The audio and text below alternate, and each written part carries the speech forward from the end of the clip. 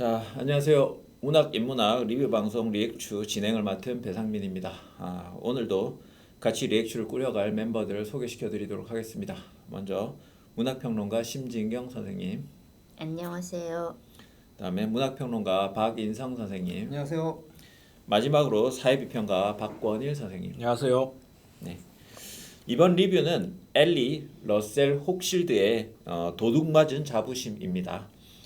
이 책은 최근 부상하고 있는 트럼프 현상과 그 기층을 이루고 있는 미국 구구들의 심리적 기저에는 뭐가 있는지를 심층적으로 탐구해보는 책이기도 합니다. 그럼 이 책에 대한 본격적인 리뷰를 시작해 보도록 하겠습니다. 먼저 20자평부터 하겠습니다. 이 책을 추천해 주신 박건일 선생님부터 하겠습니다. 네, 제 20자평은 감정 연구의 대가가 바라본 미국의 극우화로 하겠습니다. 엘리 러셀 혹실드라는 사람은 사회학 연구자라면 모를 수가 없고 모르면 안 되는 사람입니다. 그래서 감정 사회학이라는 분야를 창시한 사람이고 감정 노동이라는 말은 아마 많이들 들어보셨을 것 같은데 그 감정 노동이라는 개념을 처음으로 만들어낸 이제 학자라고 할 수 있고요. 이분이 83년도에 그 매니지드 하트라는 논문을 씁니다. 그 논문이 나중에 책으로도 묶여 나오는데 관리되는 마음이라는 뜻이고 그 관리되는 마음에 나오는 그 연구 대상이 과거 이제 유나이티드 항공사 승무원들, 그러니까 미국의 유명한 팬아메리칸이나 유나이티드 항공사나 이런 유명한 항공사 승무원들이었어요. 그러니까 예전에는 스튜어디스라고 불렀던 요즘은 캐빈 어텐던트라고 하죠. 그분 여성 승무원들의 노동을 굉장히 치밀하게 추적을 해서 그들의 노동이 어떻게 감정화되어 있는가, 그리고 그 감정이 개인의 심리가 아니라 어떻게 사회적으로 관리되고 있는가, 그런 것들을 잘 쓴 이제 논문을 발표를 합니다. 그러면서 이제 세계적인 학자로 떠올랐고요. 이 혹실드의 연구 이후에 이제 엄청난 연구의 붐이 일어나서 전 세계적으로 이제 감정 노동에 대한, 특히 이제 페미니스트들에 의한 연구들이 많이 나타나게 됐습니다. 그래서 계속해서 유사한 연구들을 많이 하셨던 분이고, 그래서 감정 연구뿐만이 아니라 이제 질적 연구라고 하죠. 심층 인터뷰를 통해서 어떤 사회적인 현상을 바라보는 그런 연구에서도 굉장히 이제 큰 명성을 가지고 있는 분입니다. 그래서 그분이 UC 버클리 명예 교수이신데 지금은 은퇴를 하신 지 오래됐는데도 여전히 연구를 활발히 하고 계시고, 최근에 이제 트럼프의 등장 이후에 미국의 이 상황에 대해서 굉장히 우려를 하면서 여러 연구들을 진행을 했고, 그 연구 중에 하나가 이 스톨른 프라이드라는 도둑맞은 자부심이라는 미국의 트럼프 지지자들, 극우파라고 불리는 사람들, 그분들에 대한 인터뷰입니다. 그래서 이 책이 저는 생각보다 한국에서는 그렇게 유명하지 않아서 이렇게 책이 나왔는데도 별로 많이 화제가 되지는 않았는데, 미국에서는 그래도 꽤 많이 이제 읽히기도 했고 화제가 됐던 책입니다.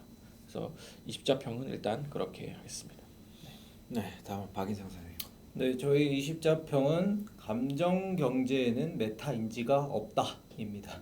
그래서 우리가 결국에는 이 감정 사회학이라고 굳이 명명을 하든 하지 않든지 간에 오늘날에 실제로 우리를 현대인들을 움직이고 있는 진짜 중요한 자본이면서 동력이 감정이라고 하는 거에 대해서는 많은 사람들이 언급을 하고 있고, 또 거기에 대해서 우리가 항상 싫고 좋음, 호오의 문제라고 하는 것과, 그러니까 나의 주관의 문제와 세상에서 바라보는 옳고 그름이나 아니면 거기에 대한 판단이라고 하는 객관이라고 하는 것 자체가 기본적으로는 충돌하고 절충되어 오면서 그동안의 어떤 커뮤니티의 어떤 여론이나 사회의 방향성, 이런 것들이 형성되어 온다고 믿어왔던, 그리고 그것이 어느 정도는 작동하고 있었던 것이 이제 현대적인 민주주의 국가라고 우리가 생각하고, 또 그 기대를 품어왔던 세월들이 다소간에 이제 흔들리고 무너지고 있는, 그런 믿음 자체가 무너지고 있는 시기 속에서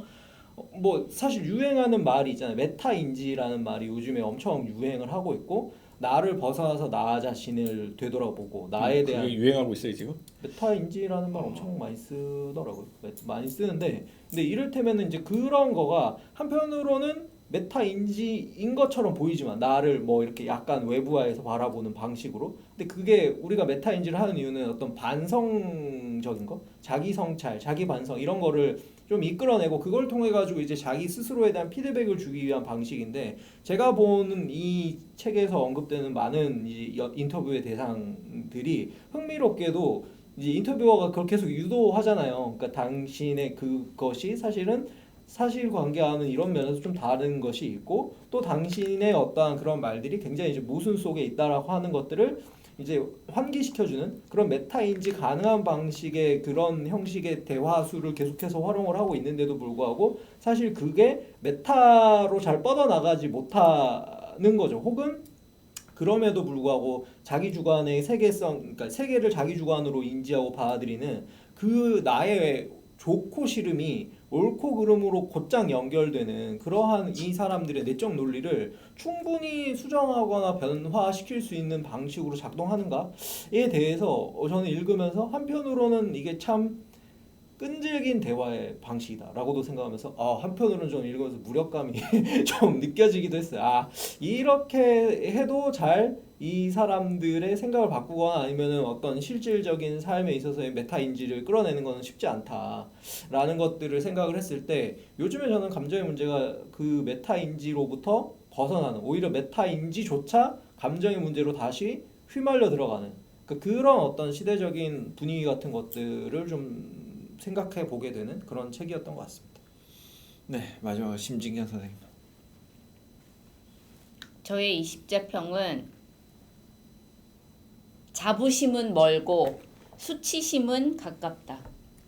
그러니까 여기에서 지금 인터뷰 대상자들이 다들 수치심을 굉장히 오랫동안 뭐 아무튼 한때 느꼈던 그것 때문에 몹시 좌절하고 분노하고 그랬던 사람들이거든요. 근데 이제 저는 지금 박인 선생이 얘기하는 것보다는 좀 오히려 더 이제 경제적으로 너무 이제 그 궁핍해지고, 그다음에 세금 낼 돈도 없고, 뭐 시간당 한 10달러 50센트에 굉장히 뭐 이제 그 적은 돈으로 이제 일을 해서 가족을 먹여 살려야 되고, 그러면서 어떤 그 가장으로서의 명예나 자부심이 추락하는 이제 그런 사건을 겪었던 그런 사람들 중에서 그래도 꽤 이제 많은 사람들이 그럼에도 불구하고 자신의 그런 수치심을 다른 사람들에 대한 분노로 그래도 그거를 옮기지 않으려고 했던 사람들에 대한 인터뷰도 좀 나오거든요, 꽤. 그리고 여기서 뒤에서도 그런 얘기를 하지만 오히려 후반부에 인터뷰했던 사람들, 그러니까 그 사람 가난한 지역의 엘리트들이라고 얘기하는 사람인데, 그러니까는 상승에 대한 욕망이 여전히 남아있는 가난한 지역의 그 엘리트들이 오히려 더 극우적이고 더 그 자신들이 가졌던 그 수치심을 더 이제 그 외부의 다른 존재들에게 투사하고 그다음에 그들의 탓으로 돌리려고 하는 그런 경향이 훨씬 더 많았던 것 같아요. 그래서 저는 이제 읽으면서 이 이제 그 여기서 얘기하는 그런, 여기서 켄터키주 에팔란치아 산맥 그쪽에 사는 그런 사람들에 대해서, 왜 우리가 힐빌리의 노래라는 그런 책도 있잖아요. 그래서 힐빌리라고 부르는 그런 사람들에 대한 어떤 그 고정관념, 편견, 그런 것들을 오히려 그 외부 사람들이 가지고 있지 않았나.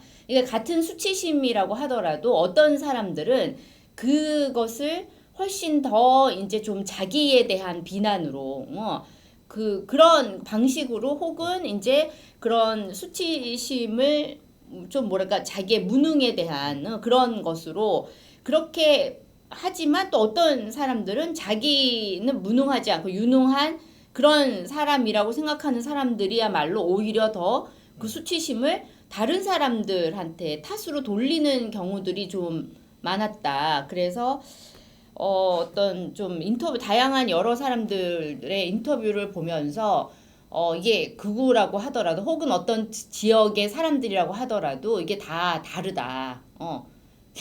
그런 생각을 좀 했어요. 네. 네, 뭐 이 책은 뭐 말씀 속에 녹아 있지만 여러 사람들을 인터뷰했기 때문에 사실 하나로 좀 일관되게 묶이기는 좀 어려운 책인 것 같긴 합니다.